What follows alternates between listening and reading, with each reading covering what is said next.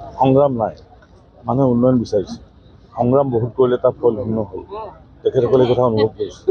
আৰু বিধায়ক বিশ্বজিৎ ফুকন ডাঙৰীয়া আৰু মুখ্যমন্ত্ৰী হিমন্ত বিশ্ব শৰ্মা ডাঙৰীয়াৰ উদ্যোগত যি উন্নয়ন আৰম্ভ হৈছে, উন্নয়নৰ প্ৰতি তেখেতসকলৰ আস্থা আছে। আৰু উন্নয়ন তেওঁলোকে স্বচক্ষে দেখিলে।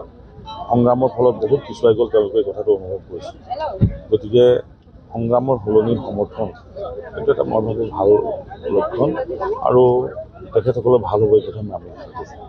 বৃহত্তৰ টেঙানী অঞ্চলক লৈ আমাৰ বিধায়ক আৰু আমাৰো এটা সপোন হৈছে, সপোনক বাস্তৱত ৰূপ দিব পাৰে সুন্দৰ অঞ্চললৈ ৰূপান্তৰ হ'ব। অখিল গগৈৰ প্ৰতি মোৰ অনুৰোধ, ইয়াৰ ব্যাখ্যাটো তেওঁ ৰাজহুৱাকৈ দিব লাগে। এই যিটো পৰিৱৰ্তন হৈছে তেওঁ দিব লাগে, আৰু তেওঁ দিয়ে নিদিয়ে তেওঁৰ কথা কিন্তু ৰাইজে দি দিয়ে। তেওঁ ইমান আজিৰ তাৰিখত বৰ ইম্পৰ্টেণ্ট লিডাৰ হৈ আছে বুলি মই নাই ভবা। তেওঁ আজি যি জনসমাৱেশ হৈছে, দলত যোগদান কৰিছে, এইটো কোনো প্ৰলোভন বা কিবা মানুহৰ সমৰ্থন, চব মানুহ জনা শুনা মানুহ।